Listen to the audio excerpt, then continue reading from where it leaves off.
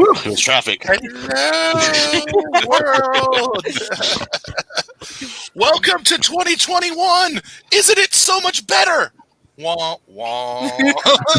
Oh, Lord. You know what? I'm liking it. It's not that bad. I don't know. He's mad about the Disney passes. That's what he's mad about. I am pretty bummed about that too. Well, you got the Saints and the Buccaneers going, so look at that, Brandon. Yeah. He's ready to go. Yeah, it's. Please ask me about that when we start the show because it's something really funny. It's really funny. Well, but it's funny for a beer writer. The funny part was standing next to Troy at Society and everybody asking him, "Oh man, you're Steelers." I didn't even watch them all season. Oh yeah, he said he turned it off and after the first half. Yeah, we were texting through the game. It was bad. I felt really bad for him, but I don't like Baker Mayfield anyway, so.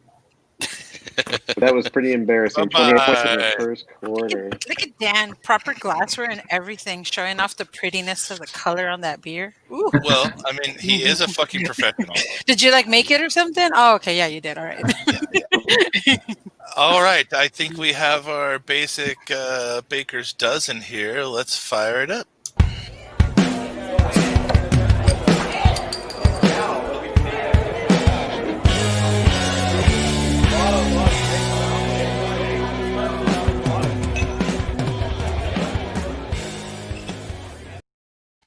Hello and welcome to the Indie Beer Show, episode 101. We're joined by Mikkeller Brewing SD. Welcome to the first Indie Beer Show of 2021. Woo! Woo! Woo! Yeah. We are joined by Brandon and Daniel. Brandon, why don't you kind of say hi to the people and tell us what you do at Mikkeller? Hey, what's up, guys? I'm Brandon from Mikkeller Brewing San Diego. Thanks for having me. I appreciate it. I wear many hats there, but my main ones are running the Mikkeller San Diego Membership Club, also known as the Viking Club, and I also run the web shop, the shipping department, the e-commerce stuff. So whatever they need me to do, I sell Dan's magic. Yes. And speaking You're a of busy Dan, person, man. A lot of one of the longest tenured employees at Mikkeller SD, Mr. Brewer. Why don't you kind of try to explain to us what you do in a normal day? That is you. Well,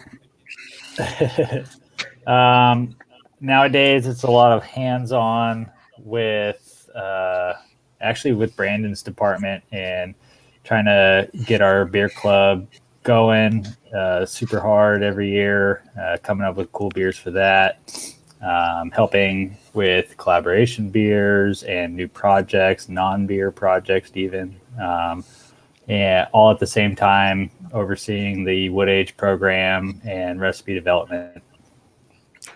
Excellent. So when you say wood age program, what does that entail? Because when you first started, you had a barrel. What does that program look like now? It's been almost 5 years. Yeah, we actually have some of the very first barrels that we filled still in the cellar, just for shits and giggles. But as I it have is shit. now, I would like to giggle. come by. Yeah, ever since we got started, we've had an emphasis on keeping wine barrel aged beer going with mixed culture beer, both golden and dark sour ales, some mixed fermentation saison farmhouse style beers, and then we also have a large collection of spirit barrels, and that ranges anywhere from big, thick Imperial Stout to oat wine, wheat wine, barley wine, some Belgian ale, stuff like that. And up to this point, we've gotten as big as 600 or 700 spirit barrels, and Right now, we just did a big run of emptying, so we're back down to I don't know, probably about 300 or 400 at this point. And the wood age program is kind of evolved a lot over the years, and we do a lot of spirit barrel focused Imperial stouts, but we've also brought in a nice collection of kind of funky, strange, weird barrels. Anything from gin barrels to hot sauce barrels to brandy barrels, and yeah, Okay.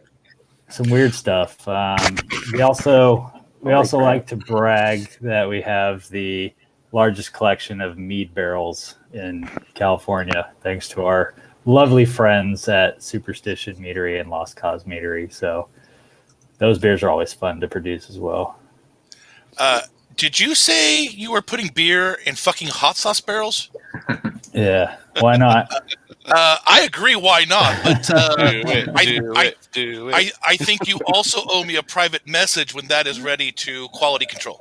Wait, what kind of beer are you guys Course. putting in there? Like what is the thought What's the hot process behind sauce that? barrel Yeah. aged beer? Yeah. We put some of our Beer Geek Vanilla Shake into Yes. barrels. All right. It's kind of fun because it's not a vinegar based hot sauce, so it's very like chipotle smoky with heat. We're really looking forward to seeing how that evolves. It's only been in there a couple months now, but yeah, who knows how it can go. We've done some really funky barrels in the past, and for the most part they've worked out, and only a couple times have they just gotten put at the bottom and the very back and forgotten about on purpose. Well, I was going to say, can you what say where you- hasn't worked out? Can you say where you source the hot sauce from, or is it kind of proprietary? Or We have some good connections with barrel brokers For the out barrel. in Kentucky, and we'll either work directly with some distilleries or getting bulk shipments of Heaven Hill, Buffalo Trace, and then if we're looking for some of the weird stuff, we kind of just cast the line, and of the few connections that we have, guys that we work with, they'll give us a call back if anything pops up, and sometimes they'll email us and say, hey, we actually just got these 59-gallon ex Madeira fish sauce barrels. Do you want them? Because I think you might want them. oh wow, Fish This is- sauce. wow. This is the weirdest shit we've ever found. Call Daniel. He definitely wants it. I thought the eating bugs show was weird. No, we're crossed. We're crossed. Oh my god, that's awesome, man.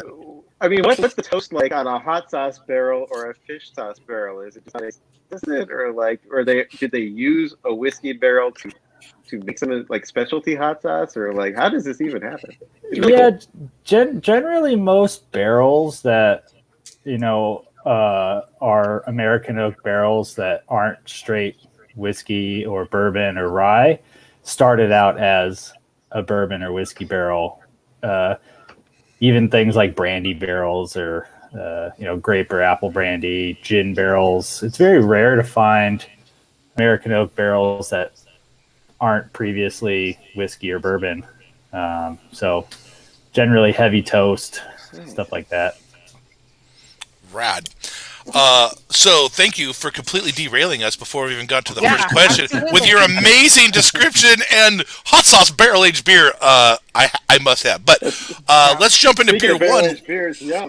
Yeah, lager of your life. Daniel, why don't you kind of give us the breakdown of what this beer is and your intentions? Well, this was actually a kind of a collaboration beer, not only with Hamilton Leithauser, but with our team at the brewery. It features proximity malt, Pilsner malt as the base, and it's got some Hallertau middle fruit, some Tettnanger in the hot side, but it's fermented pretty straightforward with like Saf lager. It was only lagered for about 2 weeks or so, and we tried some cool techniques in the cellar that we haven't really gotten our hands on yet. So it was kind of a fun one and done beer. We're excited how it came out. We really like the proximity maltings, Pilsner malt. It's a crusher. As our first stab at a Hella style lager, I think it came out really nice. Yeah, I could drink like 1 million of these. Exactly. We have been. Yeah. I'll one up you, and I'll drink 1 million and one, Bob. Okay, there.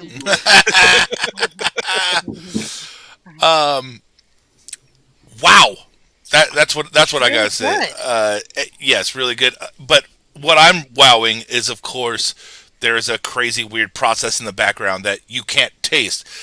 Generically, if a generic brewery rushed a lager on the timeline that Daniel's describing is more the same timeline you would spend on a normal IPA, you would be able to taste a bunch of sulfur, DMS, some diacetyl probably.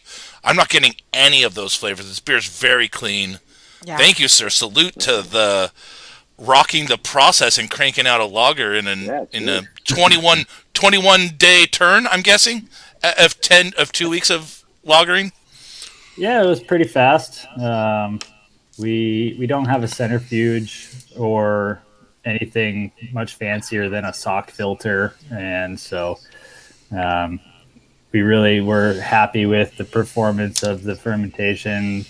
And once it started to drop bright after going into lagering, we were just keeping our eye on it, and as soon as we could, we moved it off any of the trub in the fermenter and into bright, and then gave it a nice low and slow carbonation approach, and boom, it went into can.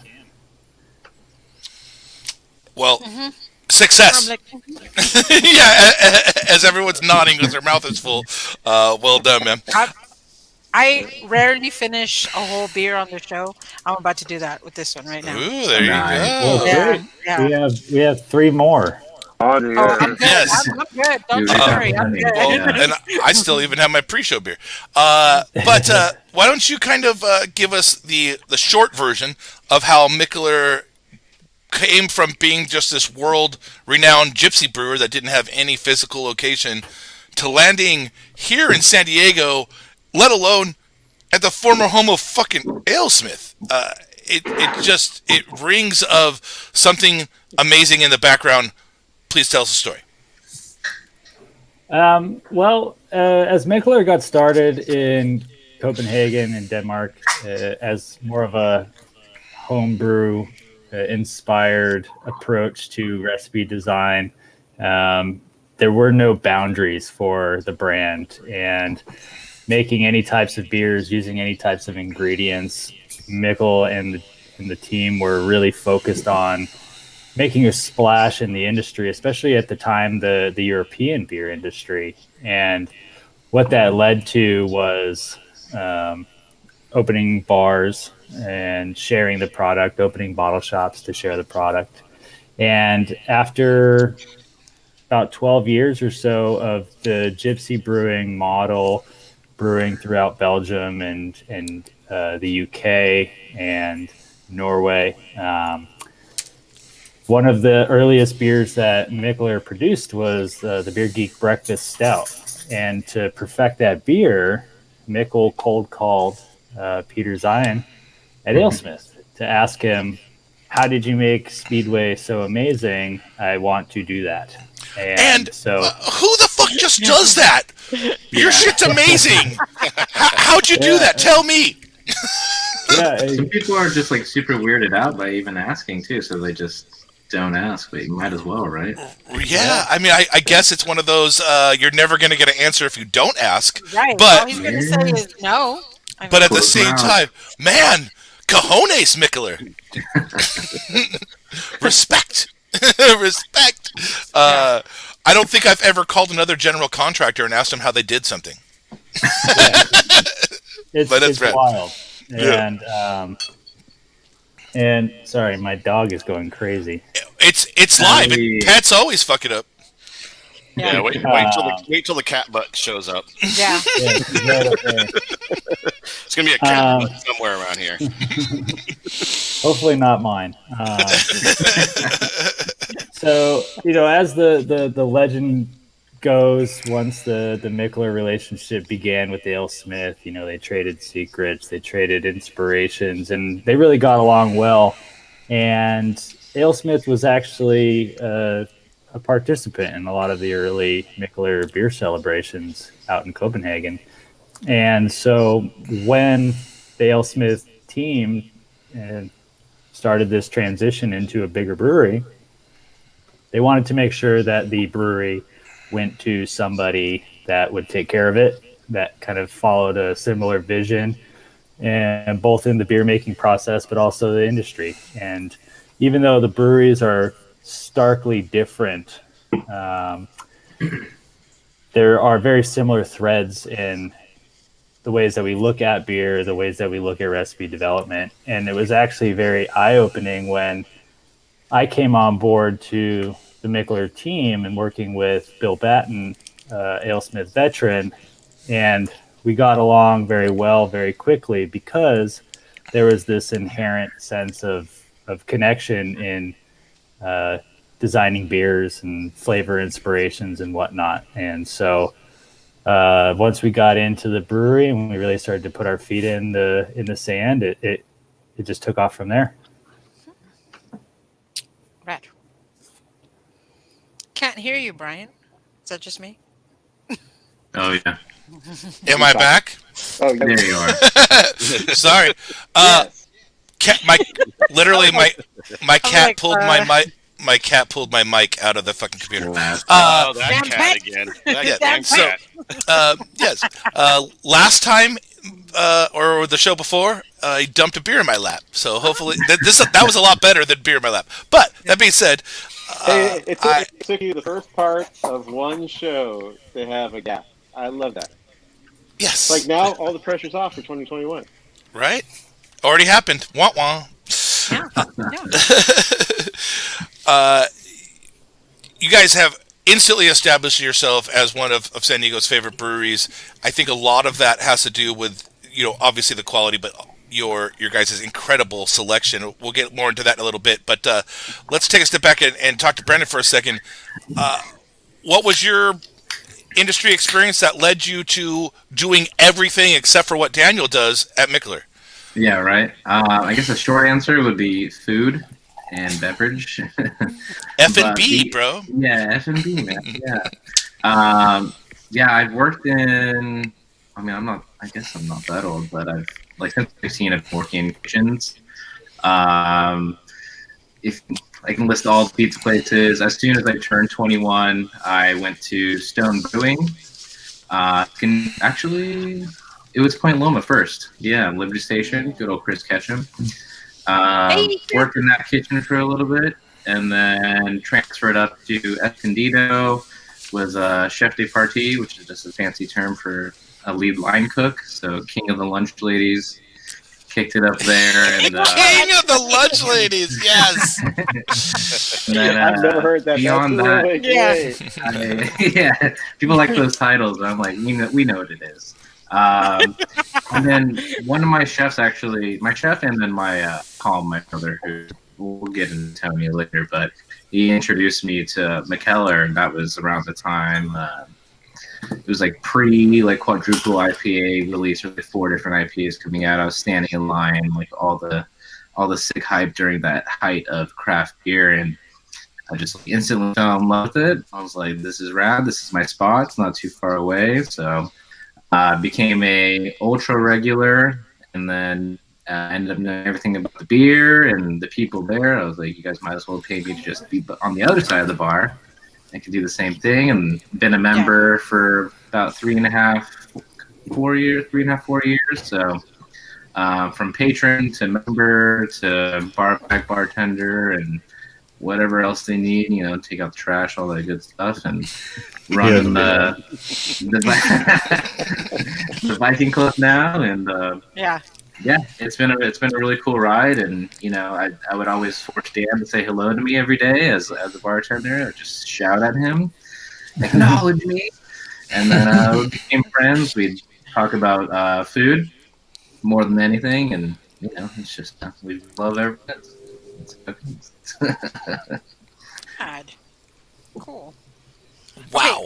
Okay, I need to ask though the proper pronunciation of the brewery, because I hear a couple different terms. Just say what it is, please. I mean, I say Mikkeller, but realistically, it's I always get this question like when I was bartending. They're like, they come up and like they're pointing to their friend. They want to see who's right, and no one's right. It's a made up word. So if you're here at Denmark, exactly. So we're all right then. Everyone's right. We all get a participation trophy. That's how it goes. So Mikkeller or Mikkeller, whichever one. It's just a combination of the two original owners' names, as far as I remember. So Mikkel and then Keller. And whoever Keller was, because we don't remember him. Yeah, he hopped out early. I think he was a school teacher, if I remember correctly. So he's teaching some kids somewhere. I like to hear there's not stringent rules on it, because coming from Stone as well, everything was proper name this, proper name that. Don't dare get it wrong in front of certain people. I just like it's so easy. It's like say however you want. Yeah, whichever one. Especially, the word doesn't actually exist, so it's pretty cool. Either way, I mean, I'm not going to sneer at you, especially if I need you to tip me. We're good to go. All right. Brandon, I have a question for you, Brandon JK. Does Mikkeller have a virtual tip jar? They do. Yeah. Ooh, virtual. Hey. Go straight to Dan. So we got a little something on there, so we'll help everyone out, especially whoever's on staff. Like, try and hook it up, especially during right now. So head over to the website. We got a lot of cool shit from there, dude.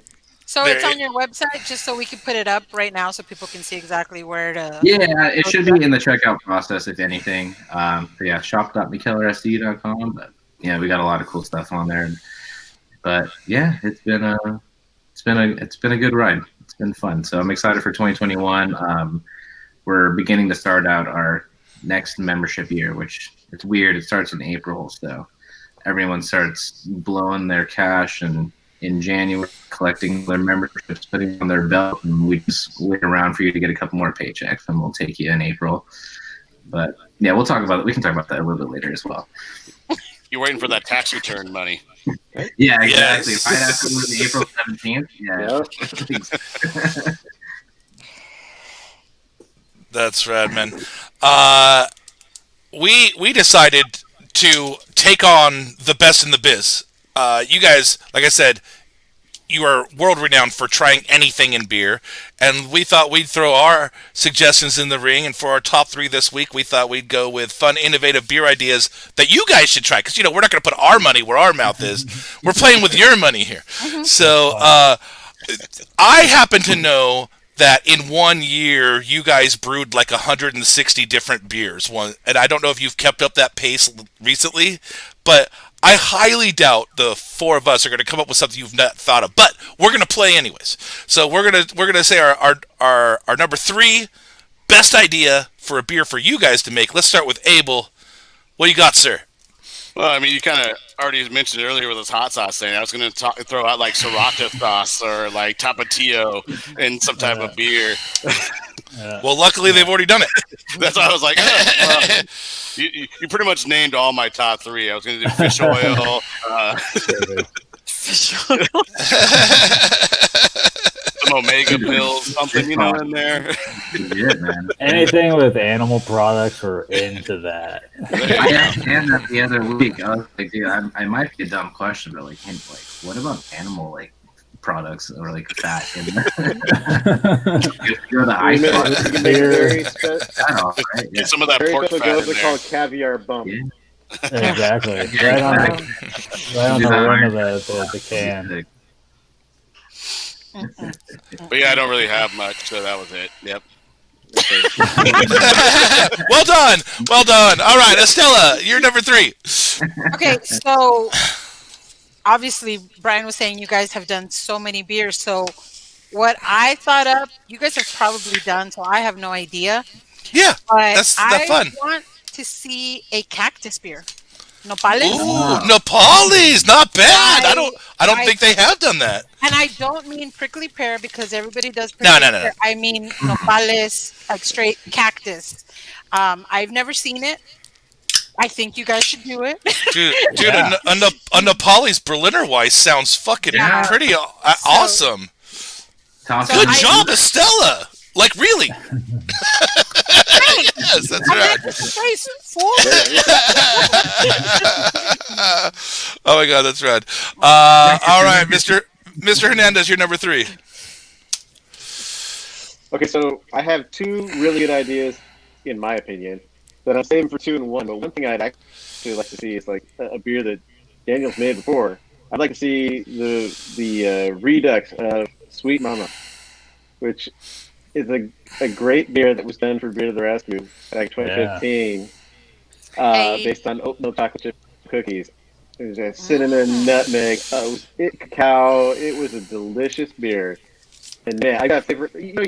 You take flavor memories back from certain beers, and probably out of every 100 beers you have, maybe there's these lasting ones that maybe like 10%, maybe.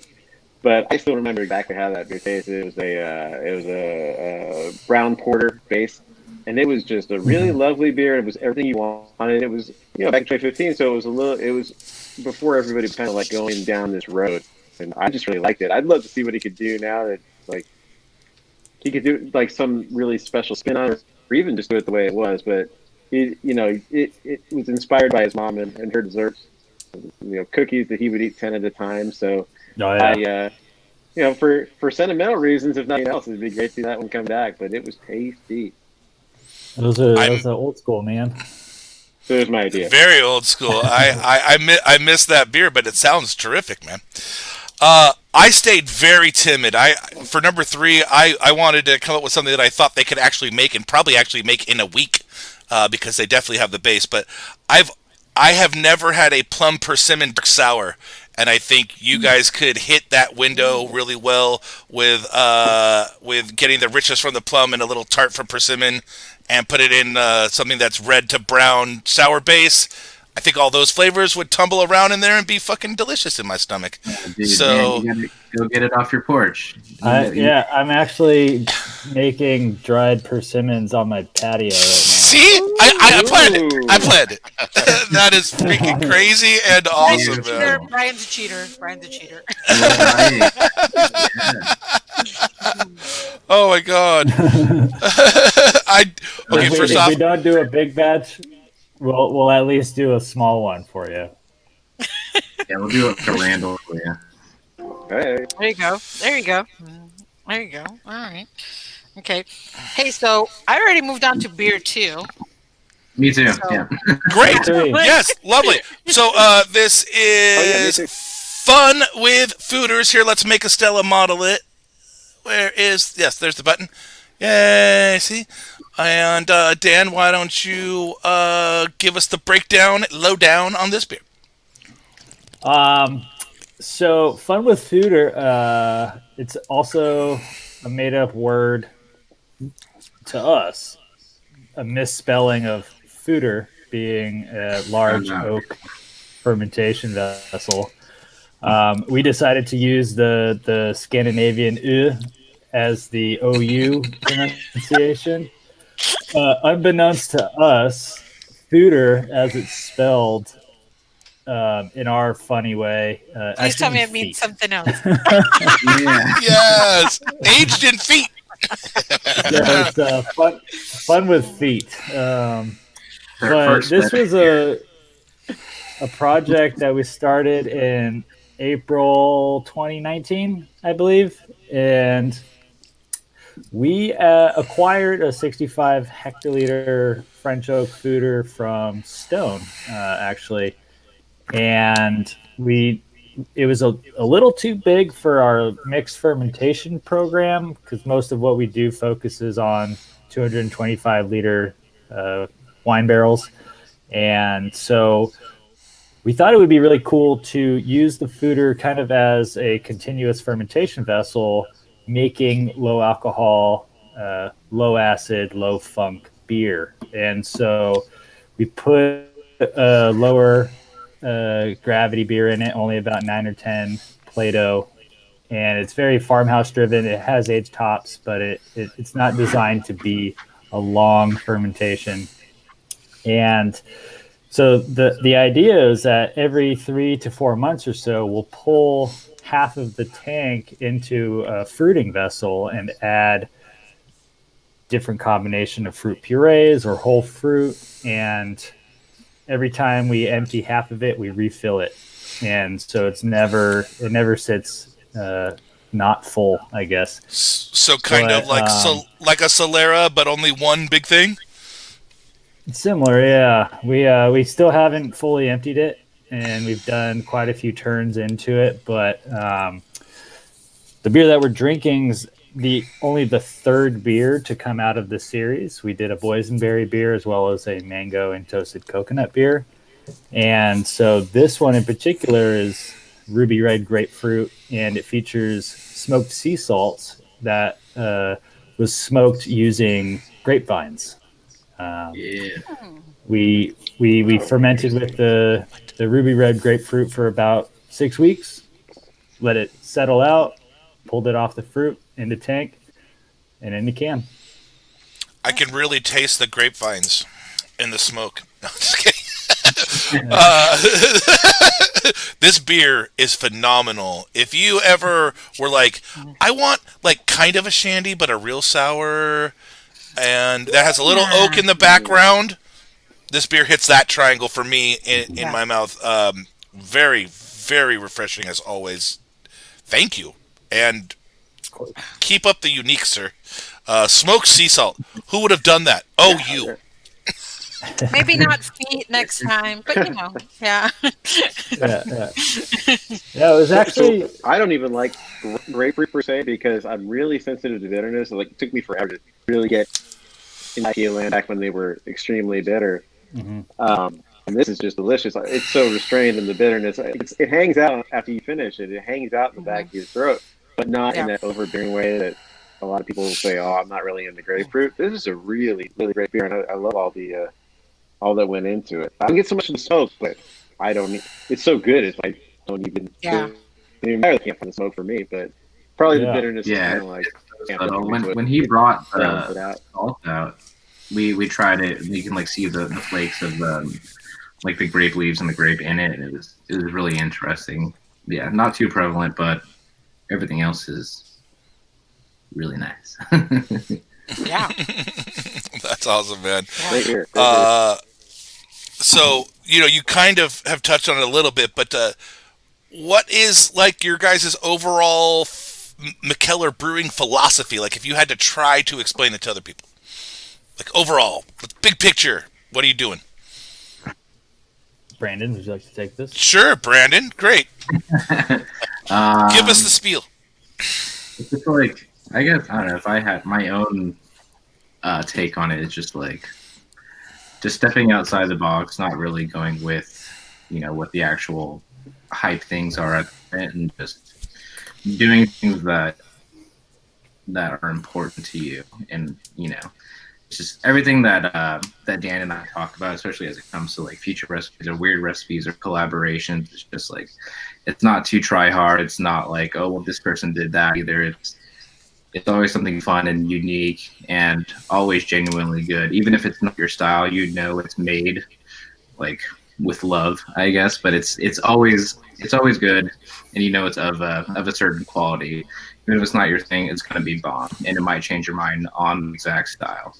So that's how I always go. Like, people would come into the bar and they're like, "Oh, I don't like this, I don't like that." I'm like, "Well, have you tried Raspberry Blush? Have you tried Shake? Have you tried any of these things?" And they're like, "No, but now I do like that style." So, or they're more apt to try that style going forward, if not from us, than someone else, just because they take a lot of care in the quality. So there's nothing worse than selling a beer you don't believe in, and I've never had that trouble. So I really love everything that we do. So cheers.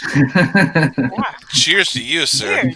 I believe you guys have the largest variety of beers in San Diego. that are available to the public at any one given time. Many places have 20 taps. You guys have, I think, 26 or 28.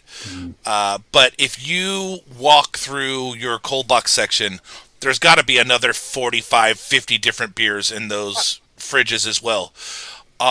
Is that anything you focus on, or is it just a natural result of constantly chasing new flavor profiles?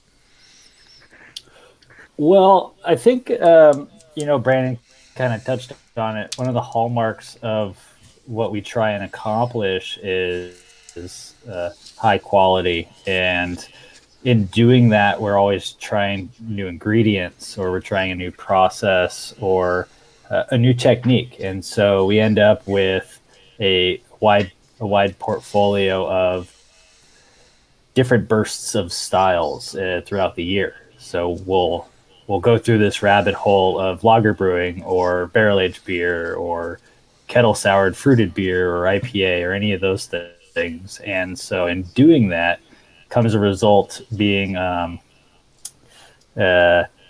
anytime you walk in, it's the tried and true, the trustworthy core brands, and also wacky stuff that we just came out with, or stuff that we pulled from our library in our cellar that we just put onto the shelf. We didn't do any announcements or anything like that, because every beer that we make, we keep a little bit back. And sometimes a hot 85-degree Tuesday afternoon calls for 14% coconut stout. And so we want to make sure that people can get what they want, So, I think as the pandemic has really kind of shaped how we approach e-commerce and in-person interactions with whether it's draft, crowler and growler fills, or to-go purchases, cans, bottles. It's really given us a great opportunity to learn what people are drinking right now. And, we have some lighter beer, some lager, some low alcohol IPA. We have some fruited beer, and we also have classic Belgian lambic that we've imported from Europe. And so no matter what you want, I think that our shelves are pretty well stocked at any given time. Extremely currently, especially. I mean, I was there 2 weeks ago. Go ahead, Brent. I was going to say, you're seeing kind of like consumer trends, the things that people are wanting. And I'm sure that that's changed over the course of the pandemic. Early on, people wanted certain things. And now it's getting months and months and months and months, almost a year into it. I wonder if you've seen things change, if there's anything that's kind of surprised you. People who generally come to you are very open, but in that you can probably tell a lot about even what the nth degree beer geek is craving these days in these weird times that we're living in. Any insights? Well, I think the answer is twofold. I'll give Brandon the microphone after, because he has some great insight with e-commerce.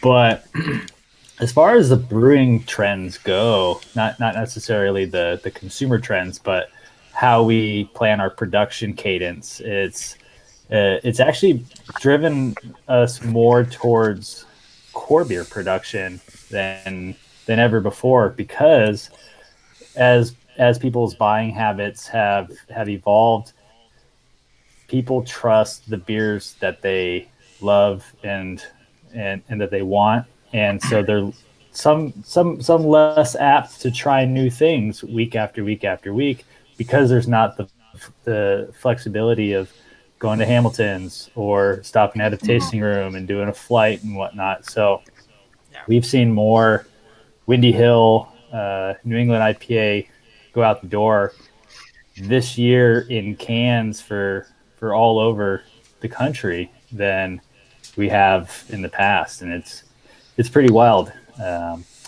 Brandon's been spearheading our e-commerce platform for the last 6 months or so, and that experience alone has completely changed the way that we look at recipe design, even not only labeling and names and styles and whatnot. Yeah, it's it's been a really fun and trying as well. It's been a bear, but it's also of course. Been really, it's been really fulfilling. Some really interesting stuff that Tony and I always notice. So he's just the wind beneath my wings. He helps me in the warehouse with the e-commerce and all the membership stuff. But we were able to open up and get licenses in 8 different states, including California. So seeing who orders what from each individual state is really cool. So whenever we get an order from Vermont or Virginia, it's almost never hazy IPAs. That might be self-explanatory to you. I mean, why would they, reach out to us? Like, it'll be a single can here, or whatever, but they're super interested in the barrel aged stuff that we're doing, or the sours that we're doing.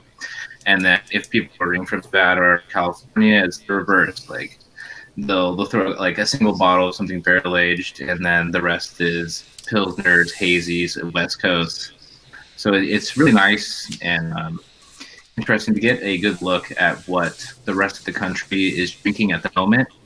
As it comes to like people's like spending habits on beer too, Dan touched on a really good point. Is like, since I live allegedly behind Hamilton, so that was a place allegedly I'd be there every Wednesday. So it's nice to get a bucket of wings and just try any beer on the board. But now people know what they like, and whether or not money's tight, there's the reverse of that as well that we can go into. But they want to order something that they're comfortable with and that they can have a whole pint of and not be like, oh, well, I guess that was good. They know exactly what they're having. They can have multiple of it. They know exactly where to get it. I can ship it to your house, all that good stuff. But at the very beginning of the pandemic, that was a really interesting time. People were like, we weren't ready for it. People had a couple extra $100 and they all wanted to spend it on beer. I want 3 cases right now. Dude, you'd be surprised or not, but at the beginning, it was crazy because they were like, oh, it's not going to last long. I got an extra couple, $100. Why not get like 3 or 4 cases? And there was no discrepancy or, like cherry picking on what type of style you got. They were just like, fill the cart. It hits $300. We got 3 cases. We're like, whatever it is, and then send it on over. But yeah, it's really cool to see what areas are stimulus rock stars. Yeah. Exactly. I know that my beer buying habits, as far as the variety of the beers I'm buying, has really been restricted during this time, because I'm not going to buy a $22 4-pack of a one-off IPA from a brewery that I've never heard of. Although once everything is back to normal and I can go to Hamilton's or similar places, of course I'll try a pint from a brewery I've never heard of all day, all the time. That's all I ever did for a decade. A decade plus. All I did was try a new beer every time. But right now during this time, I'm sticking with Pariah and Alesmith, and I cannot go wrong. And a little bit of you guys, a little Pure, and just a couple sprinkles of North Park and Tap Room and a couple other places that are in my neighborhood. But I have just stuck with what I know I can trust that will make my mouth happy, and also businesses that I know that I can support wholeheartedly with a good conscience. And supporting like small businesses has been super cool, especially as it comes to beer. But then even word of mouth has been huge. Like now that everyone's going like super try hard on their social media, everything's a render. Everything is like not natural. It's just like a video or a picture of a can that like we've been guilty of and we're trying to get away from as well. But just making it more human and more alive, maybe the word of mouth actually gets to you, coupled with you seeing an actual human being drinking a beer versus a computer render would, help entice you. Yeah. That's rad, man. I love the videos you guys do put out on social media describing the new beers. Those are great. Where you really get into the nitty gritty about what you were going for, how it tastes. Those are fantastic. I don't watch a lot of things too long, but I'll watch those for a while. Those videos are super fun. Yeah, I wish there was like a blooper reel of what we do too. There's a lot of really funny stuff, or really just like straight up stupid things. That there's a lot that goes into it that doesn't make it. So, but yeah, they're a lot of fun. Dan, he has really good tasting notes. He writes really good copy, and then he's taught me a lot as it comes to noticing certain things or attributes, and not just making up shit on the spot. So just being honest and just trying good beer, and just like how we try good food. It's either good or it's not, and this and that. That's just how it is. That's awesome. Well, before we get into our second amazing idea for you guys to steal, let's catch up with the audience. Babineau was first commenter, of course. Welcome to the show, Matt. Thank you for joining us. Mr. Hudson, fucking love you, sir. And by the way, no, I'm not kidding. Tomorrow I will text you. My porch will assist you with your life. Come by. My front porch will be your best friend. Hi, Liz. Thanks for coming. We love you. Maggie, hello. Thanks for joining us. Mr. Sokor is in the house. Thank you, sir. I'm sorry, Matt. We lagged on getting to the comments. I don't know what style you have never heard of. Comment again. By the time I get to the thing, I'll know what you're talking about. Hot sauce. Oh, the hot sauce, barrel-aged hot sauce. No one's heard of it because it doesn't fucking exist yet. It will soon. Dropping next month. Longer my life, you've heard me, Liz says. I'm sorry. I use a sock too. Okay, Travis. Yes, AleSmith obviously is very hallowed ground. And yes, the old joke, if we say any brewer's name 3 times, he'll show up. So if we say Bill's name a couple more times, he'll come. No kidding. Speaking of brewers, Mr. Nick Corona, thanks for joining us. We really enjoy you being here. Okay, Daniel, do you have any? Okay, so let's start with last year. Do you know how many different beers you made last year? I still owe Nick Corona a keg. Ooh, okay. Good. Breaking news. Nick Corona's owned a keg. You heard it here first, folks.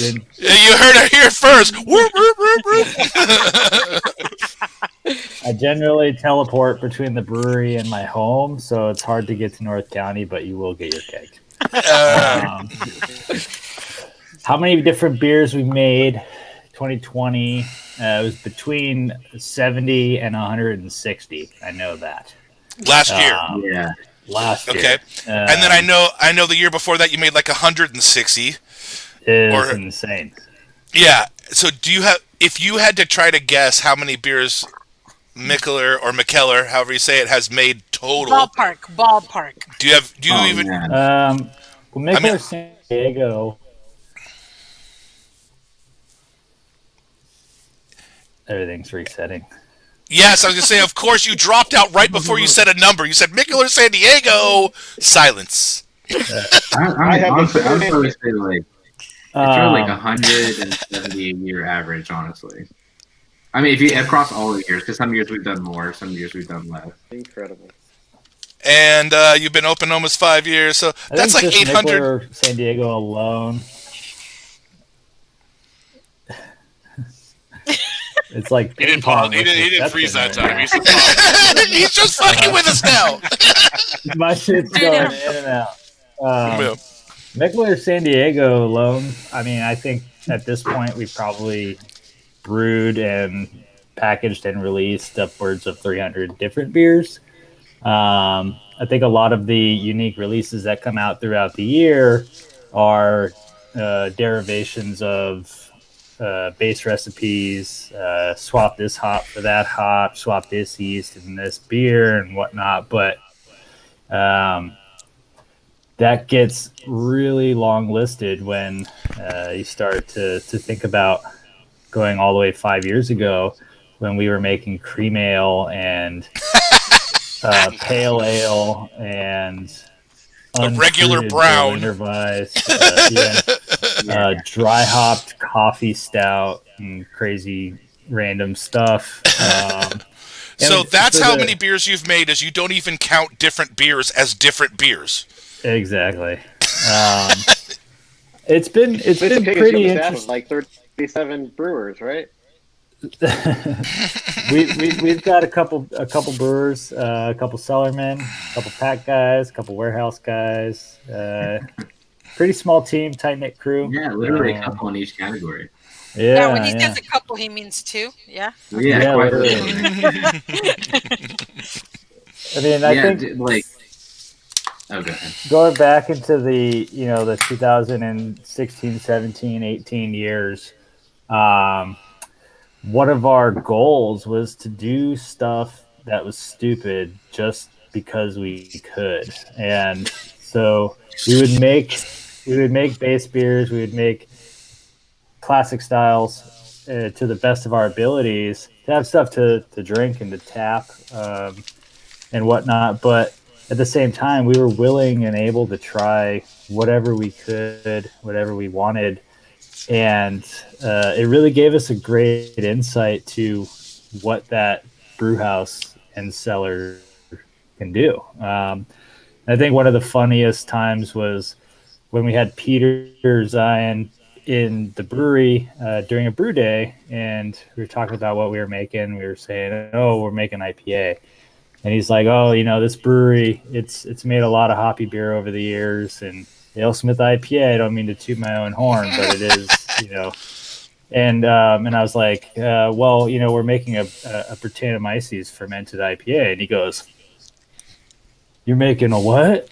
And that started the list of how many things we did first in this legendary brew house. And we're still trying to keep track at this point, only because AleSmith's legacy in that brewery, on that equipment, you can feel it when you brew there, you can feel it when you cellar, but doing something it's never seen before is always a challenge, and we have a lot of fun doing that. I used to collect all of the beers. So back when I was just a customer, before I even became a member, I had a really neurotic collection of every single can. You can hear my fiance laughing in the background. I used to have all fiancés laugh at beer collections. It's okay. Yeah, exactly. So I had like down quick. Yeah, exactly. I had like 200, like maybe even more cans, the one of each release. But then I got engaged, and then I brought them to work, and I brought them, and I put them in the wrong area. I put them in Dan's barrel room. And he was like, are you going to throw this away or not? And I would just ignore him because I didn't want to deal with it. I didn't want to throw them away, and I didn't want to keep it. And I was like, can you throw them away? And he just texted me back. He's like, you have to deal with your own demons. Come over, dump all my shit. But yeah, there's been a lot of beers that we've made, and they've all been excellent, and the artwork is great. But yeah, I have some photos somewhere, just longingly just dying in my photo gallery. That's awesome. Well, clearly you haven't brewed our beers yet, so let's get into our number two. Abel, your number two, terrific idea for Mikkeller SD. I don't know if it's a great, terrific idea, but I thought of this for you guys. If you guys haven't done something similar, but like an ice cream truck menu series. So like all the ice cream trucks series. Oh, yeah, okay. Like a whole all those beers. Like not the beers, but the ice creams that are on there that you can get, like the the big star, the big pops, all that kind of stuff. Every ice cream truck, creamsicle, all those ice creams. You should make a beer series out of that. Nestle Crunch beer. Why not? No, you got the SpongeBob with the gumball eyes.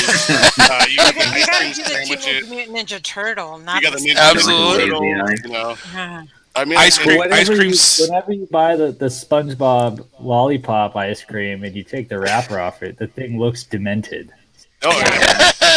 Every time. This man has experience. Yes, exactly. But I think that something like that, like the drumsticks, all those flavors, you should just make like a series out of that and just have like ice cream sandwich Imperial Stout, dude. Love it. That's actually there. You go, bringing a whole series idea to the table. Yeah, good job, sir. Estella, number two. Thank you. Okay, so I'm kind of sticking to a category here. No way. Mexican stuff. No way! Mexican stuff. Because, Breaking news. Obviously, soy mexicana. But anyway, so one of my favorite dishes ever is capirotada. It is... What? Yeah, it is. I guess the closest thing to describing it is bread pudding. Ooh. But Okay. it's capirotada. It's not bread pudding. It's a little different, but it has pretty much the same ingredients, kinda. No raisins. It's got bananas in there. It's got lechera. It's got condensed milk. It's got cinnamon, cloves, bread. Just I think it would be great if somebody did. That sounds so good. I just looked it up. Oh my god. Yes, Dude, I don't have the raisins in my bread pudding. That's No raisins. No raisins. I agree. I'm English. No, Keep the raisins out, though. No raisins, That's excellent. That's right. Yeah, All right. I Good think job, Estella. Capirotada You got bangers, beer dude. would be amazing. So yes. By the way, we just demand shout-outs. You can keep all the money. We don't care about the money. We just want the glory. I don't even want that. I just want to try the beer.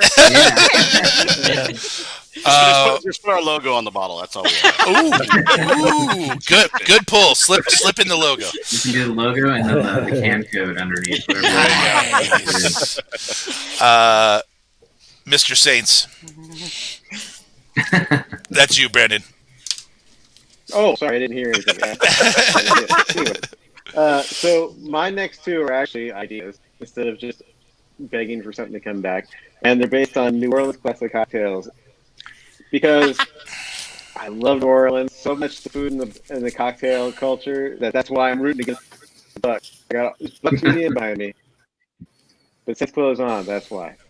All right, so there's a drink called Survivor number 2. And it's equal parts lemon juice, gin, Cointreau, and Saint Germain. So I think it'd be great to see like a gin barrel aged sour blonde with elderflower, and then maybe just a little bit of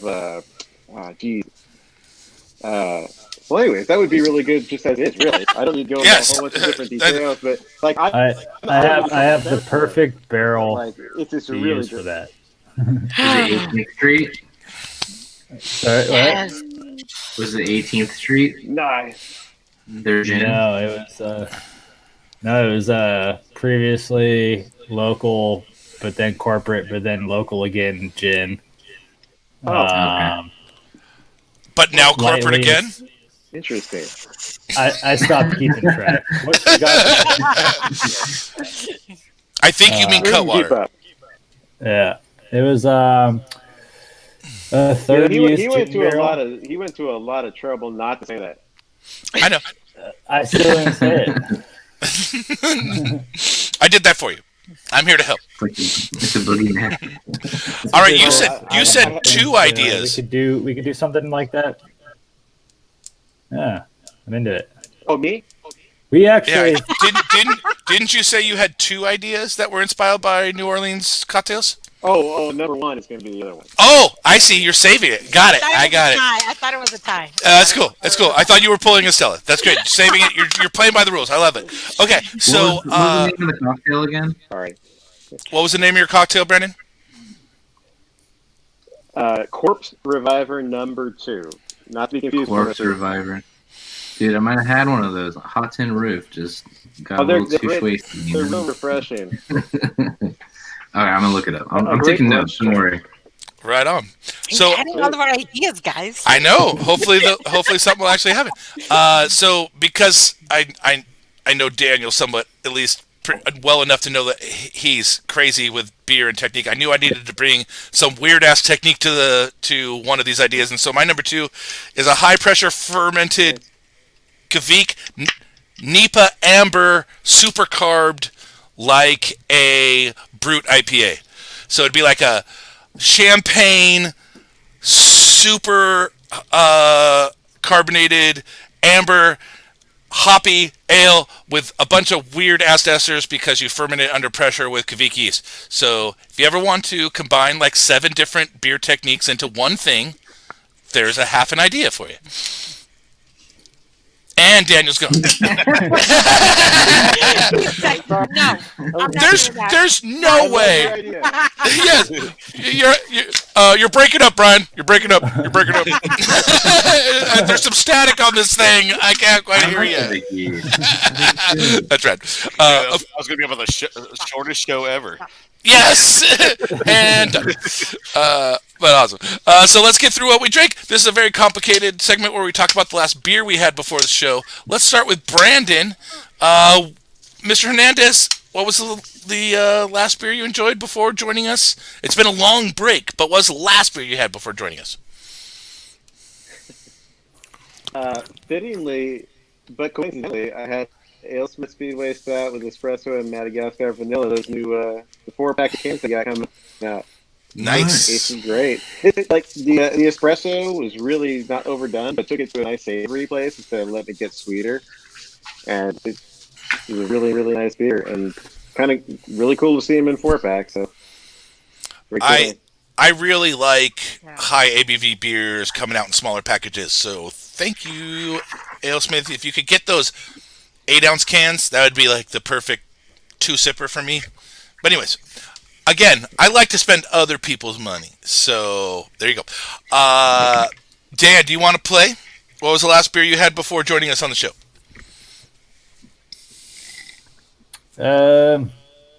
Sure. What's the question? What was the last beer you drank before being on the show? Wait. It was a Pizza Port Chronic Amber Ale. yes. Classic. Lovely. Yeah, 2 months old from the can. Did you say 2 months old? That's in the wheelhouse still. Yeah, there's a little liquor store, corner store behind our place that everything else is old, but Pizza Port is always fresher. So it's generally where we have Pizza Port beers now. Excellent. Fresher by 2 months. Nice. Yes, I think everyone has that little neighborhood liquor store where you have to be real careful about what you buy.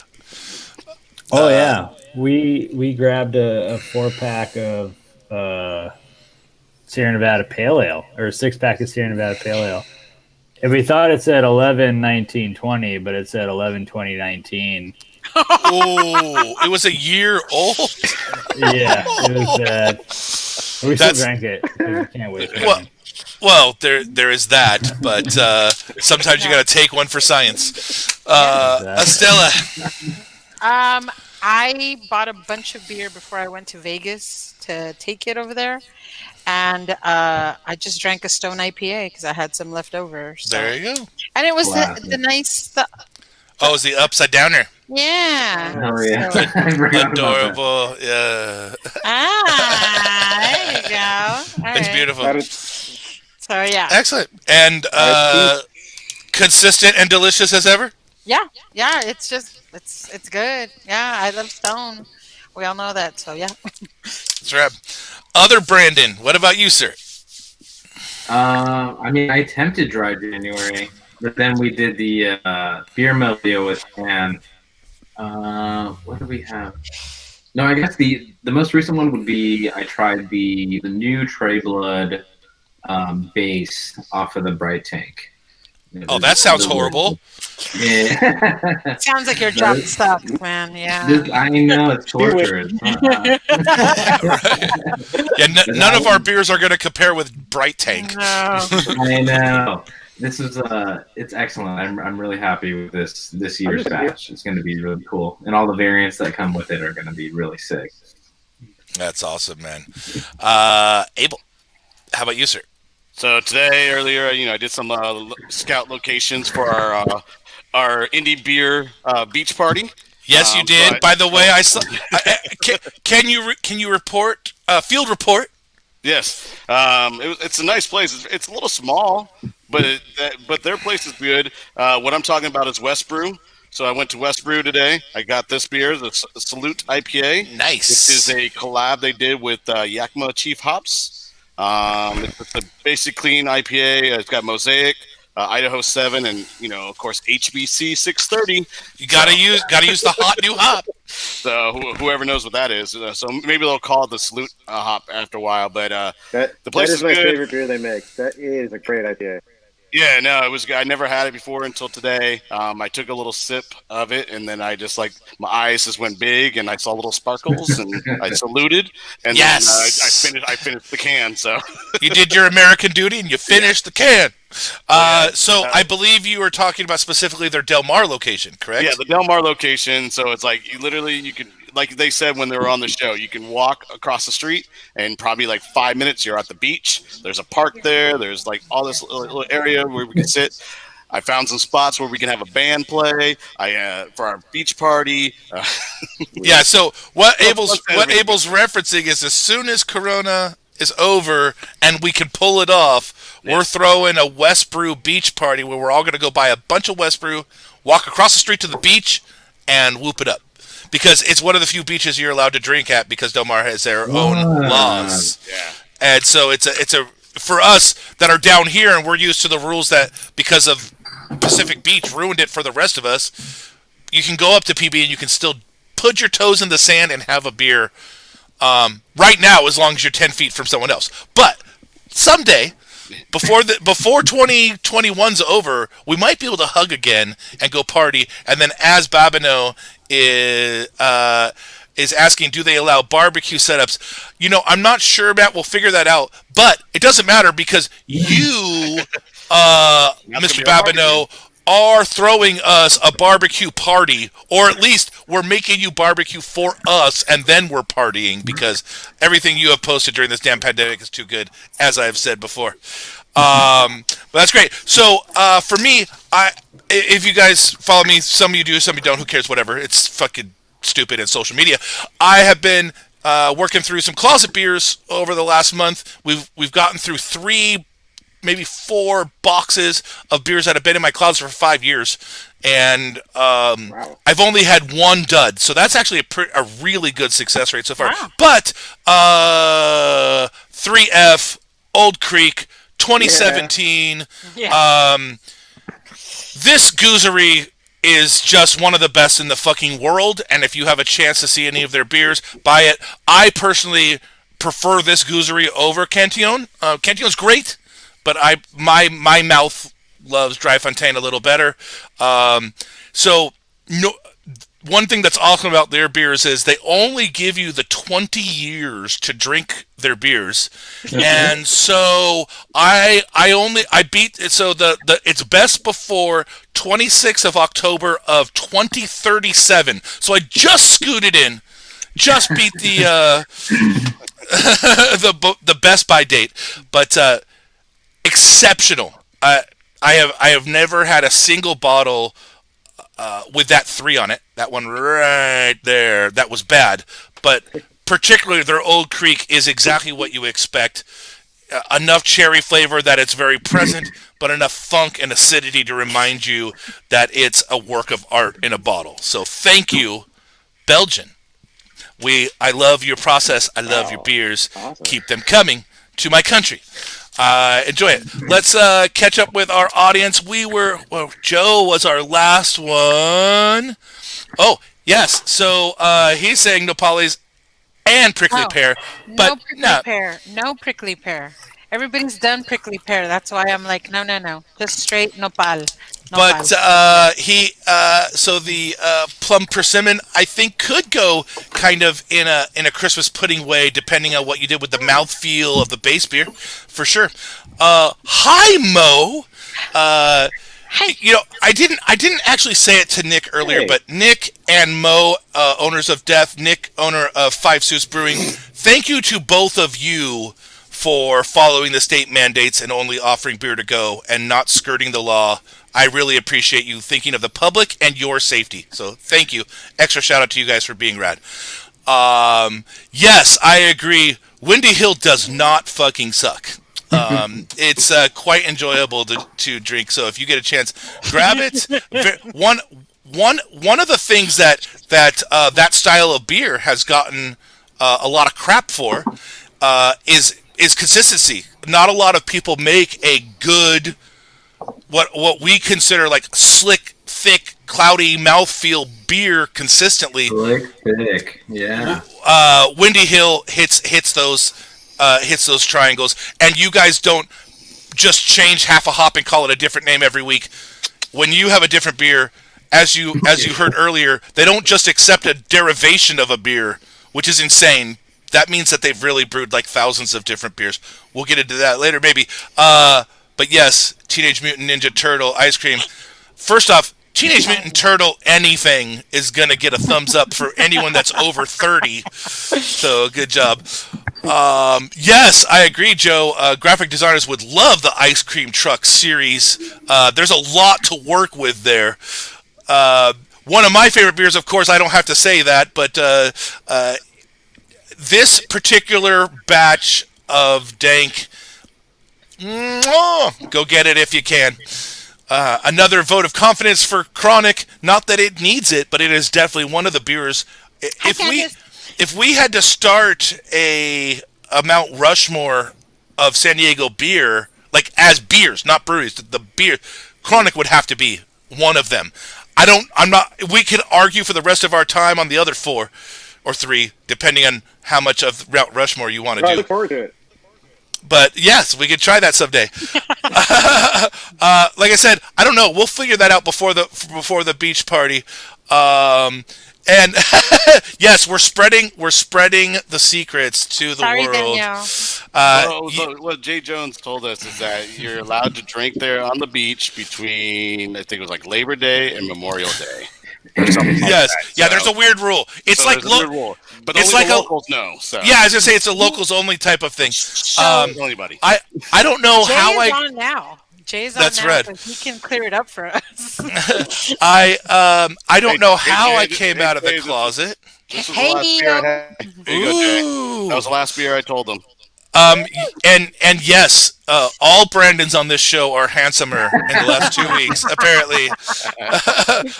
Yes, Windy Hill is in the thick boy category. If you're labeling the boys, I love this announcement, by the way, Bill. Thank you for bringing it up. Bagby is back open for to go. We love Bagby. I'm glad that they are scratching by. And support them if you're up in Orange County, or if you're leaving the county, hit there first. Yeah. And yes, hi Estella. Mount Stoutmore, not bad, Travis. I give that a 3 out of 5 pun. It's not great, but it's not bad. So speaking of New England or hazy or whatever label you want to put on it, these beers that have lower bitterness, thicker mouthfeel, more tropical and aromatic hop presence versus the bitter aspen pill beers that built San Diego. Of course, you guys kicked ass on this name, Rick and Murky. For all you, there's a label spinning around. Well done on the Rick and Murky. It's a Galaxy and Citra Nipa. Dan, break it down, sir. He's frozen in time. He's frozen in time. Ooh, born on 12/15, so we're right in the. Well, that means you got to step up, Brandon. What is in this can that we are enjoying? Oh man, I gotta. Oh wait, he's here. The lag kid caught up. I swear, every time you direct a comment at me, everything glitches out. It's perfect. But the whole last 20 minutes was fine. That's technology for you. Yeah, exactly. No, this is a recent release. We dropped it right at the end of the year. This was one of our tried and true New England IPA base recipes out of the brew house. We have a favorite malt bill that we rely on, and we'll make tweaks in and out of that every now and then. And house yeast, house cellar practice, but we got some really nice Citra in from the recent harvest, and paired that with some 2019 Galaxy. That was fun. Came out. I don't know. It's something about Galaxy beers. It takes a couple weeks in the can to really come to fruition, smooth out, be less I've heard stinky. I've heard brewers describe it as the beer is mad as you take it from a nice big fermenter and you cram it through a bunch of hoses into a can, and it needs a week or so to just chill out. But I like that. I think Matt Aiken coined that phrase. That's exactly who I'm quoting. Good job. Well done. Yeah. My Mount Rushmore of San Diego brewers. Excellent. We're starting all kinds of Mount Rushmore tonight, guys. We're going up. There's alternate dimensions. That's Right. Okay, so I have to ask, what the fuck is Wubba Lubba Dub Dub? Which is that's actually great. For the print on the bottom of the can, it's always nice to cram in a message to your avid supporters that are gonna look. I know not everyone looks at the bottom of cans, but it's all I do. Oh, sorry, Travis doesn't need to get double fanfare. So Brandon, give us the 2-minute Viking membership breakdown speech. What's it cost? What are the benefits? Why do I need to join this club? Yeah. So I guess the short spiel is it's going to change. April is going to be very different. The current year, $250 for the Viking tier, $250 for the Berserker tier, but it's quarterly, and then $550 for the Jarl tier, which is the top tier. Usually, it is invitation only. It's usually the OGs of the OGs, their friends, all of the people who've been here since the very beginning. Some people have been here, longer than people on premises. But what's the club? Yeah, the club. Yeah, it's the club. But it basically encompasses, I guess, 15% off some really of everything. No gimmicks, no restrictions or anything like that. If it's on the website, 50% off. I hate that nonsense where it's like, oh, you get 50% off, but you don't get it with this or that. It's like, no, you paid for this, you get that. I don't like that other stuff. You get some really cool merchandise at the Viking tier, some like really sick glassware, bottle openers, stickers, pins, and a really nice like little Happy Meal thing. It's really rad. And then you get, so every quarter we do you'll get 3 500 milliliter bottles of a exclusive membership club beer. It's not released to the public during that membership year, so it's made for you guys. And sometimes it's crowdsourced, sometimes it's just Dan whispering the barrels, all that good stuff. And then we go up from there. The Jarl tier gets their own specific beer brewed for them twice a year, so 3 500 milliliter bottles of a specific beer in its own category, just depending on what we have lying around. So in total, Vikings get 12 bottles a year. In addition to all these really sick perks, Vikings will get 12, 3, bad at math, 18 throughout the year, which is really nice. And then Berserker tier is you join a quarter, but you get free shipping on everything. So you can order a can or a pallet. We bite the bullet. We keep ourselves honest as well. Whatever you want to order, free shipping. It's included. All that good stuff. And then you get that quarter's membership release as well. But that's what I was working on today. And Dan and I actually have a meeting in the morning about the 2021-2022 membership year. So, with everything going on, in my opinion, the Mikkeller San Diego Viking Club, the beer club is like San Diego's like premier beer club. I've never been a part of a club that's more hands-on if you actually need something, or you can be involved. A lot of these guys are like super tight-knit. We can't have people in person at the moment, which is a super bummer, but we're gonna translate that portion of the club into more liquid. So we're gonna give you more beers, more options, more insane stuff, and throw some merch on top of that. And then when we're allowed to have gatherings, we'll throw that on there, because I'm not comfortable with promising you something and taking away. I'll promise you something and keep adding to it. It's just the deep hospitality side. So looking at rebranding all the labels, it's our 5th year, so we want to really do something awesome. I saw some of the barrels Dan brought in, and oh my goodness, dude! I mean, maybe he'll tell you about it, maybe not. But there's some really insane stuff. There's a barrel in there that's older than Tony in the warehouse, so it's going to be a good time. And just more beers, more inclusivity as well, and it's going to be a good time. I've done a lot of reading on like Norse and like Nordic mythology lately, so it should be a really fun and creative year as well. But yeah, it's been really cool, and I'm really excited for this next one. We're going to be very proud of it. So for those interested, where would they go to read all the details and push the button and give you their money? So you can go on shop.mikkellersd.com or mikkellersandiego.com. It'll have the current year. We can prorate you, all that good stuff. But beyond that, April 1st is when the new one's going to start. So we're going to solidify. Yeah, so you got time, save your change, all that good stuff, and get a membership out of it. So April 1st, all that new information is going to come out, but it's going to be better than all the years past, and you're going to be completely blown away, especially with the things that we got planned. So it's going to be really cool. That's rad. Especially if our ideas are in there. Oh yeah. Just think how exclusive. This quarter's exclusive box was beers invented by Indie Beer Shop. We got the Nepalese ice cream. 2023 so far. I mean, I'm a patient man. No, it's going to be a good time. I'm super excited. But I mean, beyond that, we have a different subscription. It's the Beer Mail subscription. Yeah. Did I read this shit right? eight beers for $40 to your door. Yeah, we'll ship it to you, all that good stuff. So it's $39.99, depending where you are. Just pay a little bit of shipping, nothing crazy. And it's the best way to secure anything that's going to be sold out.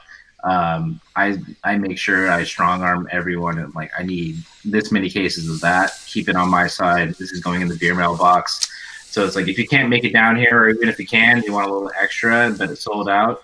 If you're in the club, like the beer mail subscription box club itself, $39.99, you can't beat that. 8 beers, but we almost always give you 9. So January, we give you bonus beer. Yeah.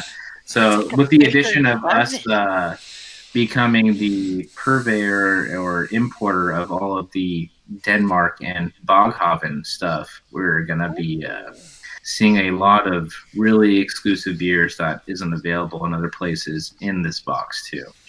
So I mean, sweet. For that price, dude, you got stickers, dude. Come on, it's everything you need in it. I don't know of anyone else that is offering the value you guys are currently. You got, on your website, you have a lot of mixed case options. You have a lot of I don't know what you call them. Like, you group 5 or 6 beers together in like a little kit, and you basically get 1 or 2 beers free for buying 5. Exactly. You guys have done really well, so definitely check out their website. But let's ask a personal question. We'll start with Dan. Hopefully it won't glitch out since I looked at you, sir. But for you, on a normal basis, what's your favorite beer that you guys have on tap? He's on mute. He's on mute. You're on mute. On mute, Dan. It's not one thing, All it's right. another. There you go. Hey-o. There was a ruckus in the background at one point. So. Yes. I love ruckuses. Yes. Can you describe the ruckus? No, just kidding. The arsonist has oddly shaped feet. Yes. Well done. I think it kind of goes back and forth because even though we're not doing draft sales per se, we do only fill crowlers at this point. We are still going through kegs, and so it allows us to tap some old school stuff that we've been cellaring and whatnot. But fresh Windy Hill is always fun. Fresh Run This Town German Pils is always fun. And anytime a new West Coast IPA comes through the system, we're always on top of that beer. Most recently, we tapped a vintage keg of the first Fun with Foudre beer, actually, the boysenberry one, and some nice cold conditioning with that beer. worked wonders. It really brought out a nice jamminess, lowered the acidity a bit. But as a day-to-day drinker, I think we really rely on the Run This Town lager across the board with all of the guys and gals in the brewery. It's only 3.2% alcohol. It's only 100 calories, and it's crispy. It's crunchy. It's dry hop. Crunchy. It's everything. So with the big shipment of non-alcohol beers that we've brought in from Europe, we've seen a lot more prevalence of that, especially as people shift beers as the new year takes hold. Fruited non-alc beers. We got a non-alc wheat ale that's been fun to try. So there's a lot of options. That was one question I had for you before we move on to Brandon's favorite beer. The non-alcoholic beers you guys currently have are not made here, correct? Not yet, no. Okay. All right, I like that. Not yet. All right, Brandon, what's your standby favorite at the brewery? Yeah. Yes, exactly. Punish me with your good products later. Mine would be, I guess there's two. There's one that's still on tap.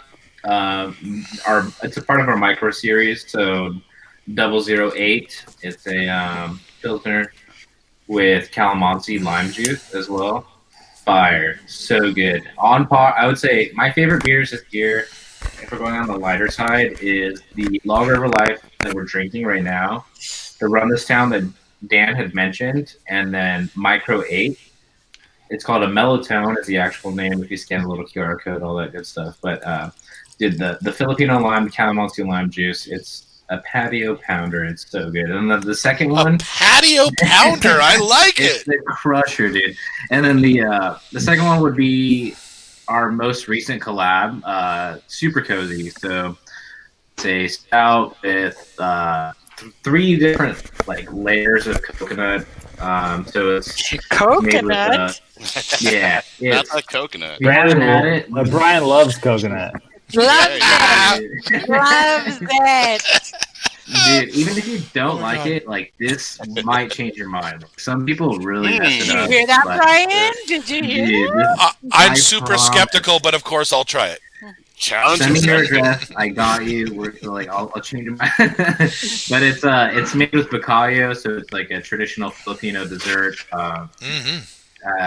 It's made with like, I guess, Poloncio or like a really interesting type of brown sugar, shredded toasted coconut, and it looks like it's a candy, but it almost looks like a hash brown made of shredded coconut. And then we go into the second layer, which is young coconut, and then I think just straight up coconut right after the fact, Dan. So in Mexico, we call that a cocada. Yeah. Yeah. And exactly. piloncillo was one of the things that I was going to say for beer, but then I was like, nah, piloncillo, a little too common. No, it's on point. You get the little cone, throw it in there. Yes! He knows what I'm talking about. Yeah. He knows. Absolutely. Dude, if you don't have a cone, you don't got the real shit. That I know. Exactly. I know that. That's for sure. Oh, that's rad, man. My 2 favorites. They're awesome, yeah. Opposite sides of the spectrum, but any time of day, either beer, really, you can have a little bit of it. You're good to go. That's awesome, man. Well, I don't know if anyone noticed so far, but everything we've kind of talked about led up to this one overall thing about Mikkeller is that they're overdoers. And in that vein, they brought a 4th beer, and it's a super over the top. Yeah, let's make Abel a stout. Be the Abel, so I can open mine. Yes, Abel's the model right now. It's the OCHO, and all I can think is if you can dodge a wrench, you can dodge a beer, a ball. I said beer. Yes, even better. That was a really good flip. Mega collab, crazy beer. Break it down, Dan. Well, last November, it was actually Halloween Day of 2019. We welcomed a ton of our friends, Throwback Glass, brand. Our fearless leader, Mikkel, was in town for a visit. we decided it would be appropriate to invite as many people as possible to do a big mega collaboration beer. So we ended up getting 7 other brewers under the roof, us being the 8th, and we made we actually made a double IPA called the OCHO. Yes. That was fermented with 2 different kinds of yeast. It was made with Arizona white wheat. It was made with California barley. It had Arizona honey, buckwheat honey in it, and then was fermented, New England style, hazy, juicy. But we thought it would be fun to also do an Imperial stout that would go into barrels. So we designed something that was very old school, roasty, ashy, high ABV, high IBU. And the hallmark of the beer was that if you had a special regional barrel source to send the barrel down, and we would put the beer in it. So even though the beer is a collaboration with Arizona Wilderness Brewery, Pure Project Brewery, Superstition Meadery, Gigantic Brewery, Mikkeller, shit, I have to look at the Firestone, and Almanac, and Mikkeller, and Seven Island Brewery from Greece. Actually, that was very cool to have them by. Dude. We got some really cool barrels. The Gigantic guys sent us Ransom Spirits barrels that was like an American whiskey aged in red wine barrels, but the red wine was produced in the Willamette Valley. If you don't know Gigantic, they're from Portland, Oregon. And Ransom Spirits is about 2 hours southwest of Portland. And so we got a couple of those. We got some blueberry maple mead barrels from Superstition. And Firestone Walker was gracious enough to send them some of their legendary Union barrels that they used to make the double barrel ale. So those were really fun for us to try because they're non-spirit. They're a medium plus toast, and they're crazy intense when you use them. And then we used some Blanton's bourbon barrels from our portion. All of it came together into this crazy weird blend. None of the beer tasted amazing on its own, but once it went into the bottle, into the tank, it became a whole new beast. I don't care what you just said. I mean, it's rad. It's 8 breweries. It's 7 different barrels, but this beer. This beer is what we're. I know I'm stuck at it, but this beer is one of those magical things where the result is larger than the sum of the parts.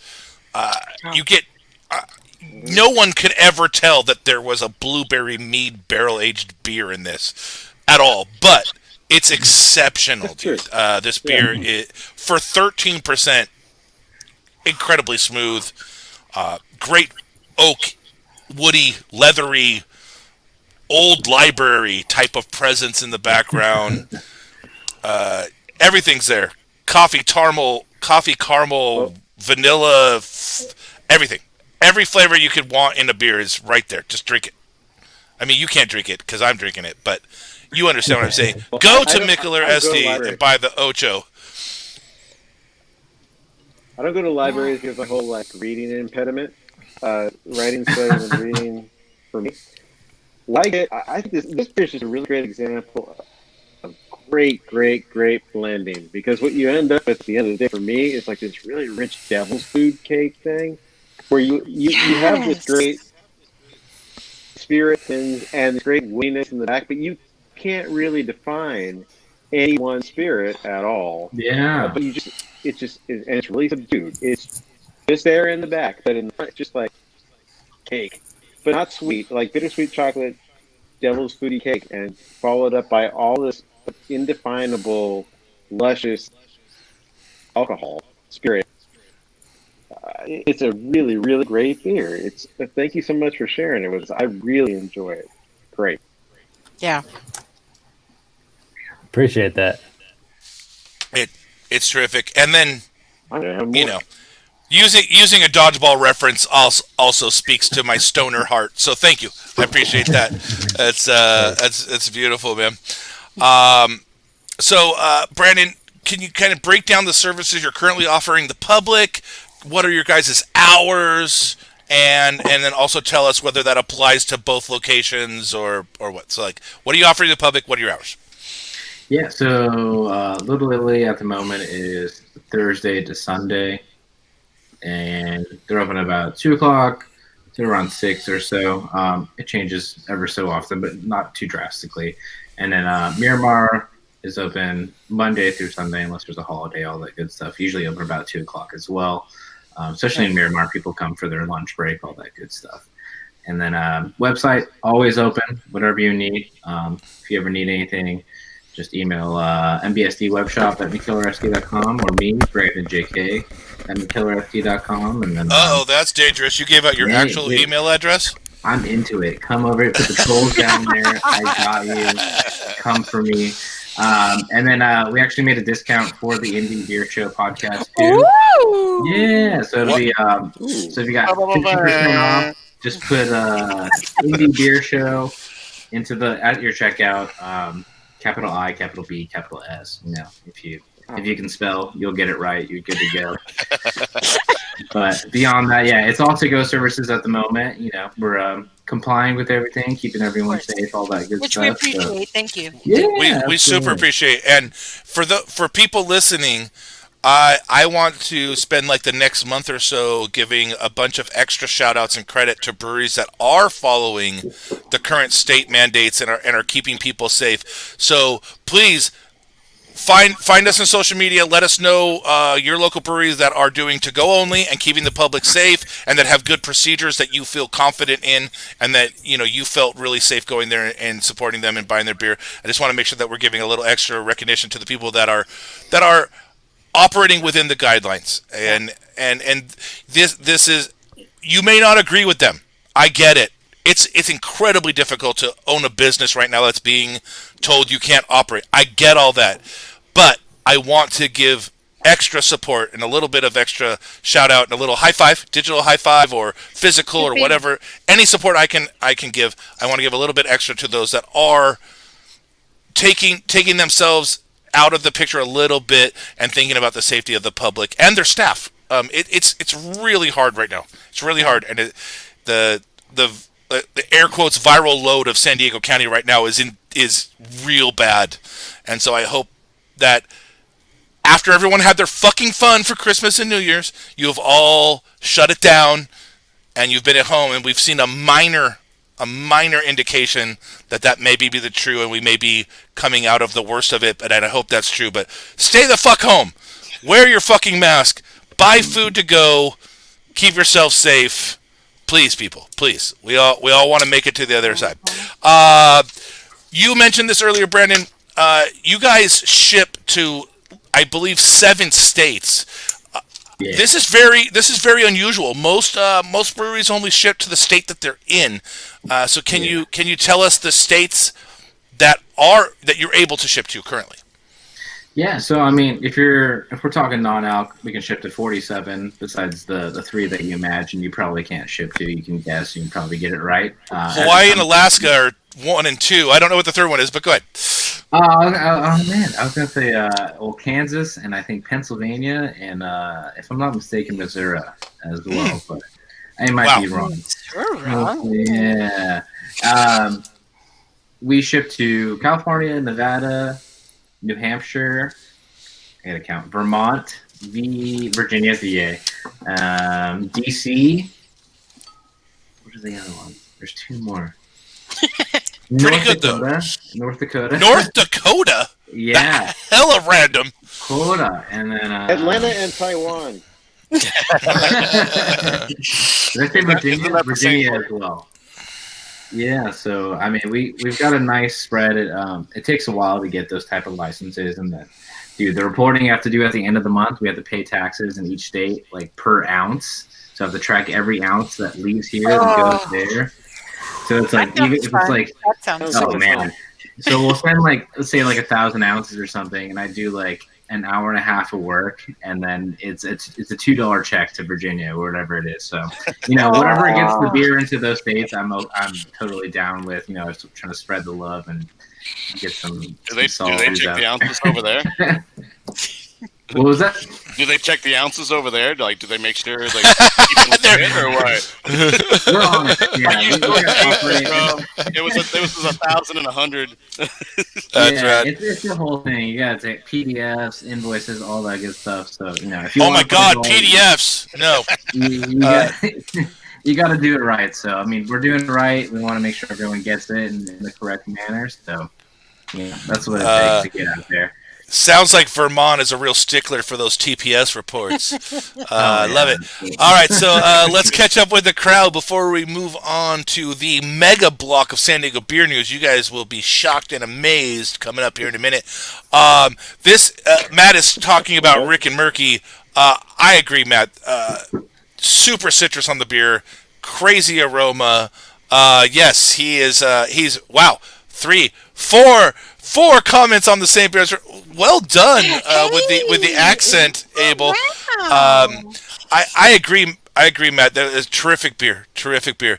Yes, Reverend. It is a beer club that you pay to get into, and then also start buying more beer because the 15 bottles you get with your membership will not be enough for you. It includes a shit ton of beer, though. Yeah, it includes a bunch, but I've never had a.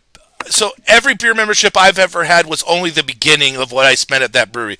Luckily, because distribution caught up to everything, I haven't had a beer membership in 6 or 7 years. But when you have them, you go in. Crispity Crunchity, that's great. Yes, so many cones of Pilencillo. So many. Jess, welcome to the show. Thanks for being here. This is L Tales, and yes, OCHO is freaking great. Okay, I don't know what that was about, Matt. Thank you. Yes, indeed. Herm, welcome to the show. Thank you for saying hello. Hola. I appreciate it. Hola. There's more pleasantries. Mr. Snyder, maybe one elbow. It's hard to argue with Mr. Snyder's puns sometimes. But welcome back, Maggie. I'm glad you made it. But that is a real bummer that you've had 0 sales. Please.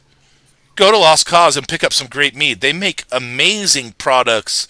They have great packaging too. Even if you're a bottle packaging fan, original bottles, great packaging, terrific product inside. Oh, dude, I'll be right over. Get that Hoxa. That's my. Oh yes, that's great. That's so good. Great, and they offer a lot of very unique products. If you're into mead, or even if you're just into high ABV products, get to Lost Cause. They do very well. Oh, yeah, man. Incredibly drinkable 14, 15, 17% products. It's really good. Mr. Hernandez, let's settle in. Get the strap on. Whoa, that didn't come out right. I meant strap in. Wow, Brian. Wow. We've got a giant, insane amount of news because we had a long break. Brandon, San Diego beer news. Break it down, sir. All right. Well, so I'm not sure how many people were aware of Circle 9 Brewing Company, mixing with smaller operations there. If you know O'Brien's Pub, it was about 2 blocks the other way, around where the buses are, the school buses, but had a really tight following for people who really enjoyed that brewery. But at some point, the brewery owner decided, California is too cost prohibitive. I want to go brew, but I want to brew someplace completely different. I want to sell this thing off. He decided that last year and had a couple of offers, but people he feels good about. He was like, I don't want to give it to some guy who's going to give it to his son who's never brewed before. But then somebody came along, and 2 guys. And one of them is a brewer with 10-year of Ballast Point. And he's going to make his dream come true over there. This place is going to be called Ataraxia. I think I said it correctly. After typing it incorrectly, it's Ataraxia. About 15 times. You think I got it right? I think you said it right. Well, okay, good. So Ataraxia Ale Works. The you're going to inherit that from Circle 9. Make it into a tranquil place to enjoy beer after a long day at work. That's kind of their thing, is to make it just some place that's very easy to enjoy. Kind of like an old school repertoire of beers to start, like color spectrum, like a lighter beer, an amber beer, IPAs, several IPAs because they're really into hops. But over time, they're going to introduce even more variety and just make it more of their own. And they want to grow at a really slow pace, if at all. They're just really, really smart about that part. They don't know what the current conditions are going to provide them, and want to just be smart about it. I think that's really cool, and it's nice to have an experienced brewer opening a brewery, so we'll see what that's all about, but should open later this year. Then in Chula Vista, talking about experienced brewers, so Nacho from Petesport, he's now at Chula Vista Brewery, which is a really cool thing. It's for so many reasons. Like, this has been in the works for a long time. They tried to get it for the longest time. He's related to the co-owner of the brewery. He helped them with all of their initial things before the brewery even opened, and gave them advice all the way throughout. Somebody he hired back at Petesport, James Hodges, who's their head brewer, is now going to be co-head brewer with him. And the reason that they made this jump that he had finally come on, because they're opening a East Lake brew pub, which is in the old place that used to be the brewery at East Lake. And it should be a really fun thing. Barbecue, they're getting it going. Should be opening later this year. But at any rate, nice to see like a true family coming together. So it should be really nice for everybody, and we know that guy can make beer. So Carl Strauss, this is a little sadder news, but the La Jolla Brew Pub, after they were like on the precipice of hitting 25 years. We're talking downtown Fay Avenue, expensive rent. After almost 25 years, their lease came up. They said, you know what, after COVID and all of this, we just have to make the hard decision to close it down. But it makes total sense, and they're going to refocus on things, new projects, new hospitality venues that could be located other parts of the county. Can't really talk about them yet. But it sounds really smart, but at the same time, you kind of have to limit at the loss of a place like that. It made a lot of award-winning beers. We're talking like GABF award-winning beers. Right. A really special spot for them. They hate to let it go, but unfortunately, it's gone. But, Carl Strauss, pretty strong, great brewers, great staff. They'll find a way to, get to the next level, just not La Jolla. Then we go to Pure Project Brewing. So they just officially closed earlier this month on that Vista property, the old Iron Fist Brewing Company. And they're going to have a lot more production capability.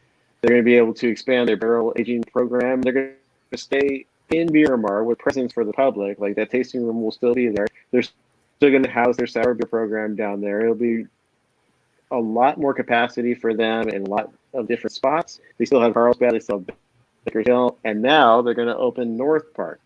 They're working on opening a North Park tasting room that's mostly outdoor. When you look at the square footage, it's really cool. It's an old, I believe, auto body paint shop. And so they have roll-up doors already built into it. They give way to a nice courtyard that's actually going to be abutted on the other side by Black Plague's North tasting room when that opens up. So yes, they're across the street from Bar Brewery. They're one block from Home Brewing. It's just like, that place is such an embarrassment of riches for people who like beer. I'm looking in Ranch Bernard and like, anybody want to come up here? Place would be really fun. Meanwhile, the rich keep getting rich down in North Park. You're welcome, but really fun things happening down there, and you got to think that they'll make a lot happen out in North Park and bring their own ecologically sound flavor to the whole thing, and their Murky IPAs. But damn you, North Park, get everything. Yes, we have everything. The last thing I have to mention is that on my website, SanDiegoBeer.news, the nominations for San Diego Beer News Awards first ever are on. So, we need people who like certain beers to come on there and tell us what your favorites were in 2020. I mean, if we're talking about Mikkeller, I only have a couple of nominations for them so far, but they've been 200,000 beers the last year. And the quality we've had today, obviously, they're red. So if you don't already know about it, go to our Facebook or Instagram, SD Beers on Instagram, scroll backwards, see all these categories, because I guarantee you that Mikkeller makes them in. They make beers in every single category we've already done. Will do. They also make beers in 25 categories you've never come up with. Every nominated beer is going to make it onto the ballot. That's going to go out. It's going to be 2 ballots, one for the industry and one for fans. And it'll be up February for about like 2 weeks, and all you have to do is just name it, take the brewery, and you're good to go. So please take part, because we want to make sure every worthy beer that you love is in there, and people can, maybe we'll at the end of the whole thing end up with something really representative of what people think, love, and patronize in this really weird year. Yeah. All right. Yeah. And so just to reiterate what Brandon said, go to sandiegobeer.news. .news, just like .beer, is a real freaking website. So sandiegobeer.news. Go through the nominations. Make sure you're nominating your favorite breweries' beers for the appropriate categories. One of the things that makes this contest special to me is it's a combination of fan and industry, which I think is a really cool, unique spin on, like, my contest Soy Cup, if it ever comes back. Hopefully it does. Is really fan based, but and GABF is industry based. Brandon's kind of right there in the middle where you got both aspects. So really cool idea, Brandon, and I hope this first year goes off without a hitch. It won't. It'll have hiccups, but it'll be great, and hopefully we all enjoy participating when it comes time to vote. Can't wait. Man, I didn't realize how heavy the word vote is currently. Jesus Christ. Anyways, let's move on. We couldn't do this show without the incredible support of 50 amazing people currently. Wow. Yeah. We have 50 people that actually think that we're worth giving a little money to. And if somehow we provide enough edutainment, or maybe if you just think that we're geeky and you want to just support our effort, go to patreon.com/ The Indie Beer Show. Clearly we need help. But that's Patreon / The Indie Beer Show. If you join at the pint level, that's $6 a month. You get a shout out at least, among other things, but you get early access to all our shit. But really, if you're at the pint level, I owe you a shout out every month. And this month, those wonderful humans are Ben, Bill, Brian, and Krista from Pariah. Brian Goo, Captain Eli, Casey, Dan, Dante from Pariah. Yes, we love each other. It's okay. David Martin, past producer of the show. Doug, Garen with Beer Alien.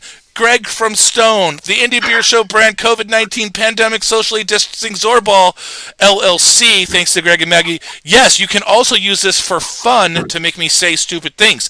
Hobby Craftsman Podcast, James, Jared, Jason, Jess from Ale Tales, who's watching, Joaquin, Joseph, who's watching, Joey from Hoppy Beer Gear, Juan, Judith the Beer Historian, Ken, honorary patron for life, Larry Smith, Liz, who's watching, Matt and Kenneth Bobino, who are watching, Matt from The Perfect Pour, which is the beer podcast that made me even think that I could do beer podcasts, so thanks to them. Miguel, who's all the way out in Texas, Mr. Peacock from Tapcraft, we fucking love you. Michael, Nathaniel, Norman, OC Brew Girl, Pacific Beer Chat, our friends in Canada, Robert, Norman. Wait, I already said Robert. I already said Norman. Robert for 13 point. Rudy from Jolly Spaceship, who's not Jolly Spaceship anymore. Rudy the artist. Respect. Sergio and the best beer pun in beer puns, Jagus Vey. We fucking love you guys. Thank you very much for your support. Joaquin said he's watching. Hola, Joaquin. Oh, Joaquin's watching. Hello, sir. Thank you very much. President of Quaff, by the way, if you guys know. Anyways, we have to get into our number ones. So these are the real. This is the real nitty gritty of our terrific beer ideas for Mikkeller to make. You melt it, and we're gonna go backwards. We're gonna start with Brandon, number one, sir. Me or him? My Brandon, your beer ideas get made. We're gonna start with Brandon Hernandez, and while he talks, we're gonna put up the link to the spreadsheet. The same thing just happened to me that's been happening to me all night. Like, I'm listening, everything's fine. As soon as you say my name, it cuts out. I'm sorry. I apologize. Perfect. All right. So before I say my number one idea, I just want to throw out something that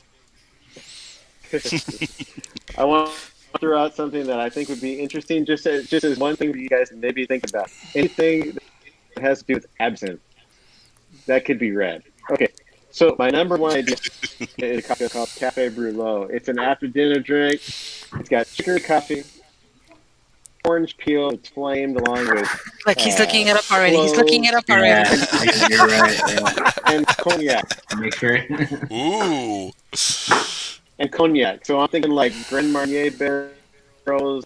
I don't know how you get the smolder, but orange peel is traditional. I think you have little experience with coffee beers, maybe a little bit. But anyway, I just think it's something you can knock out of the park. And it would just be another variation of all great beers that you all do. It's barrel aged. A lot of fun. And I drink that after dinner. It'd be great. I think Mikkeller could make a lot of cocktail-inspired beers that would end up a lot better than the other cocktail-inspired beers that I've had in my life. I think that was a good vein for them. All right, Abel, what you got for us, sir? Number one. I don't really have much. My big idea was the ice cream truck, but well, you blew your load early. I hear. Really good. I mean, I thought of a taco shop series, like you could do like all carnitas and surf and turfs, but I think I kind of came down with like I don't know how you would do it, but like a barbecue smoke porter. Hey, that's not horrible. Yeah. Smoked beers are great. So that's all I got. Thanks. That's pretty good though. That's actually a doable beer flavor. Well done. All right, Estella. Choose from the grill. Yeah. Yes, exactly. All right. We're staying in Mexico, obviously, guys. No way. So I was thinking, do I want to go rompope? Do I want to go ponche de fruta? No, I don't. I want to go mezcal. Oh yeah. Mezcal beer where you can actually taste the mezcal and the smokiness and the flavors behind it, and actually good mezcal. Tequila beer has been kind of done. I have not seen a really good mezcal beer. So please, for my people in Jalisco, por favor, make a mezcal beer. Yeah. That's right. A Chuga mezcal beer, that'd be sick. That's actually pretty good, and I agree. While there have been several tequila beers done, very few are good. I don't know what it is about tequila barrels and beer. They often don't produce a good product. I know I've heard from brewers the barrels themselves are a big challenge. Like the actual tequila barrels are hard to keep fluid inside them. But it would be definitely take a nuanced brewer. But, obviously Mikkeller is one of them. Although I will say chamoy tajin beer would be... It doesn't sound too bad either. A lot easier, but yes. But I'd rather go mezcal beer. So that's rad. So is that what your way of putting two number ones in there? Yes, exactly. She got an extra one in there again. I was just saying, chamoy tajin beer, You go, girl. I love You can do it. Oh, yeah, that's rad. You can do it. Okay, so before we get into my number one, let's close out with our amazing fans. He was talking about Lost Cause. They can meads, which is just amazing. They're about to make number two. Haxo is a great mead, so go check it out. Yes, Jay, he is talking about the Giant. That is true. Thank you, Matt, for not saying all the 7 jokes you had in your mind when I said strap on instead of strap in. Still can't believe that. Yes, Nacho is one of the coolest guys we've ever had on the show for sure. Really fun. Fun fact, Nacho made... Ooh! Now that's a ringing endorsement. Jetty is an incredible beer. Blueberry anything in the Imperial Stout is magical. Who knew?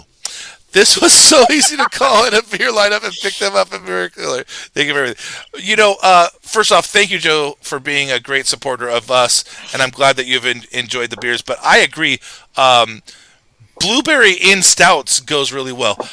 This is the database of the status of every San Diego brewery in town that has elected to participate. bit.ly/help-sd-beer2. Yes, it's the second one. The first one got all fucked up because people are dickheads. But if you go there, you will find out who's open, what services they are offering, and when they're open. Love from Jess. Thank you very much. Yeah. Thank you, President of Quaff, for joining us. We really appreciate it.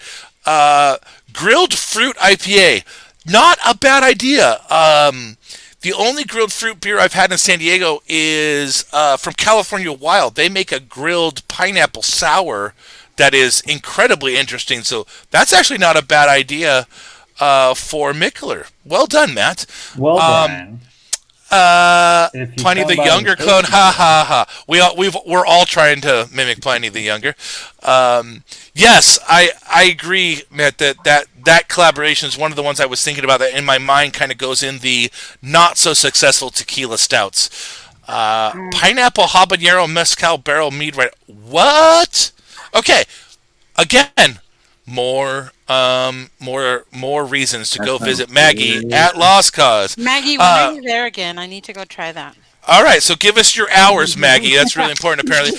So for me, my number one, I want you to take your blending. So the first one was just kind of a beer that I thought you would actually make. My second one was a weird ass process. Third one, blending some of your products that I have loved in my life. And so what I would like to see is 60% your sour blonde base, 35% a fresh brown or roasty porter, and then 5% whatever that fucking cold brew that's in raspberry blush is. So sour blonde, roasty, cold brew coffee beer. And I think that would make my mouth very happy. By the way, if you guys haven't had raspberry blush, coffee raspberry Berliner Weiss, it sounds really bad. But the opposite is the opposite is true. The opposite is true. The first time I saw it on the board, and now it became a core beer, if I'm not mistaken. It's on all the time, correct? Yeah. So the first time I saw it on was, I think, 4-ish years ago. I was like, "What the fuck?" And then you drink it, and you're like, "Oh, what the fuck?" Yeah. It's a terrific beer, and I have no idea how Dan thought of it, but it turned out great, and I'm glad that it ended up latching on and being around for a core beer. Brandon, not my Brandon, the other Brandon, what are the best social media channels to keep up with Mikkeller SD and make sure we don't miss any of your amazing offerings? So Mikkeller SD out at Mikkeller SD, and then at Mikkeller Little Italy as well. So I mean, if you're not trying to make the trip all the way up to Mikkeller Miramar, the mainstay, and then you can pop into Mikkeller Little Italy, support them. They got most of our stuff to go as well. And then Mikkeller Miramar is another account in addition to that, where you can keep up with like the hours of Miramar in its entirety. But Mikkeller SD is our main, and then if you want to see what Dad's doing, then Mikkeller Beer as well at Mikkeller Beer, where the across the pond, what's going on over there. And there is an actual familiar face to a lot of our friends that works for Mikkeller across the pond in like the mirror of Dan's position in the barrel age. If any of you guys remember Aaron from Toolbox, that's where he went. He went all the way over there, and the little upscale from Toolbox to Mikkeller. If you don't follow him on Instagram, find him. Just the scene, the atmosphere of Baghaven is a dream. I'm sure for him as well. But even just watching it from afar, it just looks like every farmhouse wild wood barrel guy's ultimate fantasy of having your complete control over everything, sourcing local fruit, putting it in whatever barrel you want, and creating whatever. It's just amazing. So if you want to reach us, I mean, other than right here, right now, we're at cheers@indie.beer. If you still use email, we're at Indie Beer Show on Twitter, the Indie Beer Show on Insta and Facebook. If you want to be the first voicemail of the year, we've made it to December 44th of 2020 with no voicemails. 619-798-6038. Thank you to everyone that is here listening. Mary Jane from OC Brew Girl just jumped in for a last second. Hi, we love you, Mary Jane. Thank you to Brandon and Dan for spending a long time with us. For Brandon, Abel, Estella, and myself, I'm Brian. You've been listening to the Indie Beer Show. Thank you, and good night.